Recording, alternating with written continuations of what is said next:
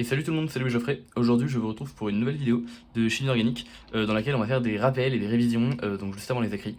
Je vais essayer de tourner en fait une série de vidéos que j'espère pas trop longues et assez concises, dans lesquelles je vais revenir en fait sur tous les chapitres de chimie organique, de sup comme de spé, en du coup essayant de rappeler tout ce qu'il faut connaître.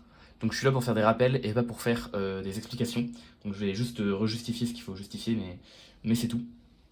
Enfin, c'est-à-dire justifier ce que vous serez amené à justifier, mais c'est vraiment tout. Et je vais reprendre du coup normalement toutes les réactions de chimie organique, mais je reprendrai pas tout ce qui est l'aspect stérique. Donc un truc que vous faites en sup avec vous savez, les chaises, tout ça je reprendrai pas. Du coup aujourd'hui sur la première vidéo, on va commencer par la sup. Et donc je vais commencer dans l'ordre en fait chronologique par lesquels moi j'ai fait les chapitres. Et du coup on va commencer par les organes magnésiens. Donc les organes magnésiens, du coup, c'est quoi? C'est en fait des molécules, comme le nom, comme je l'ai indiqué ici, qui sont nommées sous la forme RMGX, avec R une chaîne carbonée, et ensuite en fait un groupe magnésium, puis un halogène. Donc souvent ce sera du chlore, du brome ou de l'iode. Et du coup, par exemple, ça c'est un exemple d'organe magnésien, où on va avoir ensuite du qui suit un propane, auquel on a attaché du coup un groupe magnésium et un halogène. Concernant la réactivité des organes magnésiens, du coup c'est des excellents nucléophiles et c'est des excellentes bases. Du coup pourquoi? Parce qu'en fait c'est des choses que j'ai déjà pu expliquer, mais ici en fait on a un complexe et du coup comme le magnésium est beaucoup plus électropositif que le carbone, du coup on a donc ou beaucoup moins électronégatif, hein, ça marche pareil. Du coup en fait la plupart des électrons de la liaison carbone-magnésium sont répartis proches du carbone. Du coup en fait ça veut dire qu'on a un modèle limite. Donc je vais reprendre ici mon propane magnésien. En fait on a un modèle limite où on a simplement en fait ici un carbanion avec du magnésium X et une charge positive, et une lacune. Donc ça c'est le modèle limite, et du coup ici on voit qu'on a un carbanion, et un carbanion c'est ultra nucléophile. Du coup puisque c'est nucléophile c'est aussi une bonne base, parce que du coup la basicité au sens de Bronsted, hein, c'est globalement en fait une nucléophilie concernant les H+, donc les hydrogènes, et du coup c'est une excellente base, puisqu'on va avoir en fait un pK qui va être autour de 45-50, donc c'est en fait le plus haut que vous pourrez trouver en termes de pK. Donc je vais le rappeler, pK 45-50. Du coup, au niveau de la réactivité, on va plutôt venir utiliser son excellente nucléophilie pour agir sur tous les sites électrophiles qu'on peut trouver. Et en même temps, on va venir utiliser le fait que c'est une très bonne base pour agir par acide base. Donc au niveau des réactions classiques, on va pouvoir faire ça. Donc je vais essayer de rappeler comme ça comment est-ce qu'on s'ajoute sur des sites électrophiles principaux. Donc déjà peut-être par acide base, on va avoir du coup quelque chose de cette forme-là. MGX plus donc n'importe quelle espèce qui contient un H+. Donc je sais pas, je vais par exemple nommer ça H. Du coup on va avoir en fait ici le doublé nucléophile qui va venir capter le H, tandis que du coup ce doublet là va simplement soit se rabattre, soit venir capter le MGX par exemple. Et du coup on va avoir par réaction d'acide base, normalement quantitative, simplement une chaîne carbonée, donc un alcane, plus du coup ce qui reste quoi. Ok. Ça du coup ça peut être pratique pour former des chaînes carbonées. Et parce que du coup bon voilà, on voit que c'est possible de pouvoir également former, si jamais le A c'est une autre chaîne carbonée, on voit qu'on va pouvoir venir échanger en fait le groupe magnésien, et ça va être assez pratique comme on va le voir juste après. Donc ça c'est par acide base, c'est vraiment un truc classique, c'est pour ça qu'on évite de mettre des choses qui ont des propriétés acides en contact d'un magnésien. Vis-à-vis des réactivités nucléophiles, du coup on va voir comment est-ce que ça réagit sur tout un tas d'espèces qui ont un caractère électrophile. Donc la première qu'on va voir c'est les dérivés halogénés, puisque surtout sous extraction elle a dans un cas particulier un nom qui s'appelle le couplage de Wurtz, on verra ce que c'est plus tard. Mais du coup on va considérer donc une molécule magnésienne, plus une autre molécule quelconque avec un dérivé halogéné. Et du coup on va avoir encore une fois attaque ici cette fois-ci, toujours de la liaison carbone-magnésium, qui est donc une liaison qui est très nucléophile, sur le carbone électrophile, donc le carbone portant le dérivé halogéné, et on va avoir ici simplement, formation du coup d'un MgX2, mais surtout d'une autre chaîne carbonée, donc là on a 3 carbones, on en a rajouté 3 de plus, donc on va avoir de l'hexane, 4, 5, 6.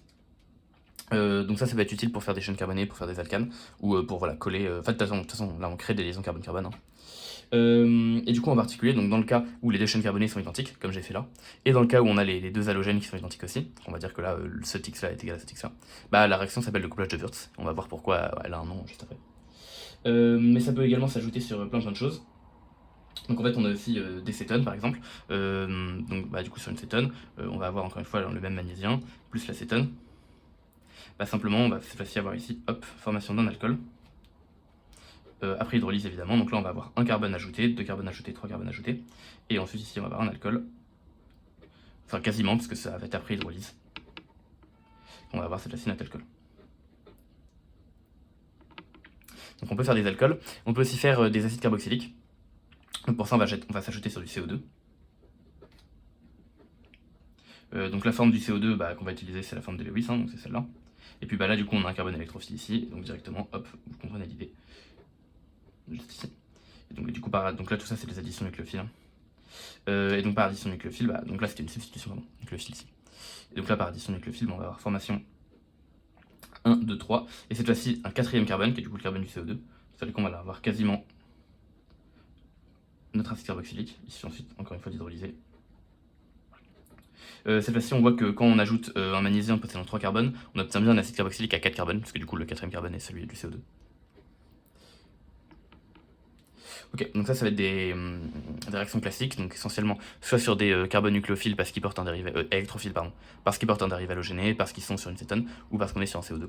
On pourrait aussi réagir sur des esters et faire en fait, obtenir une cétone en dégageant un groupe partant, genre alcoolate ou quoi, mais c'est essentiellement là-dessus qu'on va s'ajouter.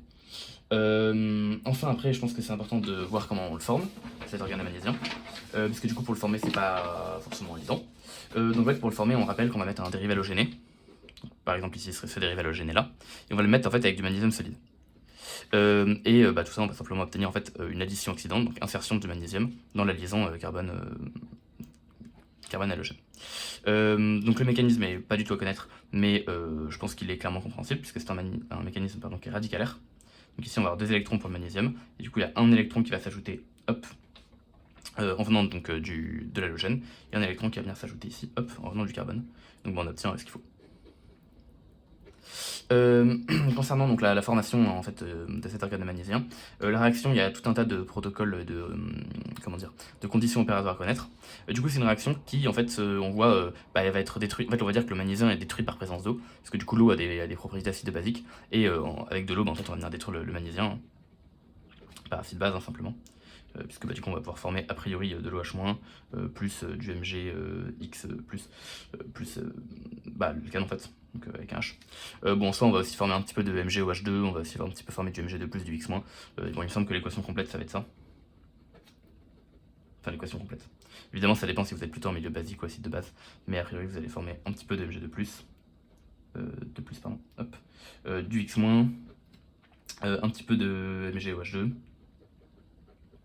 Et puis vous allez former votre alcane. Bon voilà. Dans tous les cas, du coup, il ne faut pas qu'il y ait d'eau dans le milieu. Donc du coup, c'est pour ça qu'on va venir utiliser un montage un peu particulier, pour plein de raisons qu'on va détailler. En fait, on utilise un tricol, avec ici une ampoule de coulée. Donc j'ai jamais été très doué pour faire des dessins, mais globalement, on utilise une ampoule de coulée isobar. Donc on va laisser un petit trou, parce que, hop, ici on va avoir une petite excroissance sur notre ampoule de coulée, pour qu'elle soit isobar, voilà. Et dedans, on met le dérivé halogéné. Là, c'est pour qu'on puisse intervenir. Hop. Et là, on va avoir tout en haut une garde à chlorure de calcium. Là, on va avoir un réfrigérant. Et on va chauffer. Hop. Donc du coup je vais essayer de... Non pardon, on chauffe pas spécialement, mais on a quand même besoin de la garde à chlorure de calcium à cet endroit là. Donc je vais essayer de détailler un petit peu ce montage avec ici le magnésium solide. Déjà comme solvant, on voit qu'on va devoir utiliser un solvant aquatique, parce que sinon on va avoir réaction acide-base, on va détruire l'organe magnésium dès qu'il est formé. Du coup et comme on va également essayer de d'utiliser un solvant qui va tout de même avoir des doublés non-liants, parce que du coup le magnésium ici on a des petites lacunes, hein. Donc on va essayer de stabiliser ce magnésium par formation d'un adduit, donc un complexe acide-base de Lewis. Du coup comme solvant on va surtout utiliser du THF ou de l'ET2O. Il faut qu'il soit anhydre, parce que du coup il faut qu'il n'y ait pas qu'il y ait d'eau, sinon on a compris qu'on allait détruire l'organe magnésium. De la même manière, puisqu'il ne faut pas qu'il y ait d'eau, donc ça c'est anhydre, hein, donc sans eau. On va également bien utiliser du magnésium bien sec, donc encore une fois anhydre. Le magnésium est solide, hein, c'est un métal. Également du coup on va venir sécher la verrerie à l'étuve. Sécher la verrerie. Également pour éviter, parce qu'il y a de l'eau dans l'atmosphère, on va placer une garde à chlorure de calcium, pour éviter que du coup il y ait de l'eau qui rentre, parce que la garde de chlorure de calcium absorbe l'eau. Donc chlorure de calcium c'est du CaCl2, garde ACACl2. Et enfin, donc ça c'est pour éviter la présence d'eau. Et enfin on va venir ajouter du coup le dérivé halogéné goutte à goutte. Donc ça c'est pour éviter le couplage de Wurtz, donc la réaction qu'on a vue tout à l'heure. Et également pour éviter que la réaction s'emballe puisqu'elle est exothermique. Donc en même temps, ajout goutte à goutte. Pour Wurtz. Plus réaction exothermique.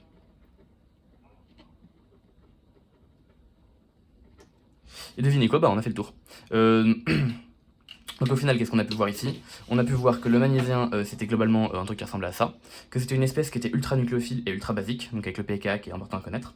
Du coup, ça va essentiellement réagir en utilisant ces deux propriétés. Donc soit en acide base, ça capte un H, soit ça va venir réagir de manière, de manière nucléophile sur des carbones qui eux sont électrophiles. Donc ça va pouvoir venir réagir soit sur des dérivés halogénés, on va du coup former une grande chaîne carbonée, soit sur une cétone on forme un alcool, un CO2 on forme un acide carboxylique, et tout autre électrophile qui vous passe par la tête.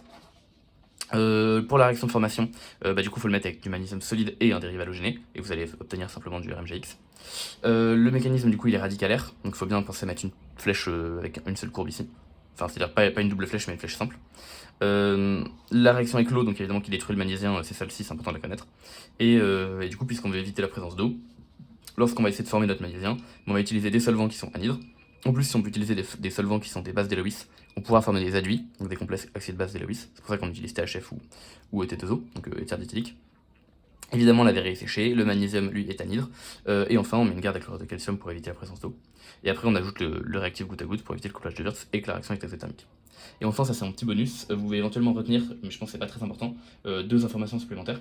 La première, c'est que la vitesse de la réaction va augmenter avec la taille en fait, de votre dérivé halogéné. Donc vous aurez une vitesse de réaction qui sera plus rapide si vous avez de l'iode, plutôt que si vous avez du brome, plutôt que si vous avez du chlore.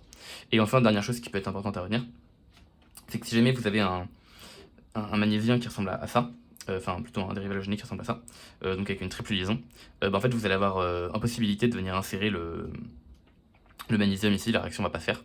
Et du coup, ça veut dire que vous pouvez pas en fait former juste avec du magnésium solide. Vous pouvez pas former cette espèce-là. Et du coup, bon, c'est vraiment très rare de devoir former ce genre de dérivé halogène, ce genre d'organe de magnésium, pardon. Mais si du coup par hasard c'est le cas, en fait il faut penser que du coup vous allez simplement partir, hop, de cette espèce-là, donc en remplaçant le dérivé halogéné par un H, et vous allez la faire réagir par acide base avec un organe de magnésium que vous aurez préparé préalablement, et donc vous n'avez pas grand-chose à faire. Et du coup, cette réaction acide base va du coup échanger le proton qui est là avec le magnésium qui est là. Et du coup, vous allez obtenir votre alcane, plus le dérivé magnésium qui vous intéresse. Et donc, dans le cas où vous voulez former un magnésien sur une triple liaison carbone-carbone, c'est uniquement dans ce cas-là que vous avez besoin de passer par un autre magnésien que vous formerez, puis de faire réagir le futur magnésien que vous voulez faire avec un hydrogène à la place, par réaction acide base comme j'ai fait là. Voilà, ça c'est les petits ajouts, honnêtement, c'est vraiment en plus, ça vous servira pas beaucoup, mais voilà. Écoutez, moi c'est tout ce que j'ai à dire sur la réaction des organes de magnésium. Du coup j'espère que ça vous aura plu, et dans la prochaine vidéo on parlera des dérivés halogénés pour voir un petit peu les éliminations 2, les SN1, les SN2. Voilà, du coup j'espère que ça vous aura plu, et je vous dis à la prochaine.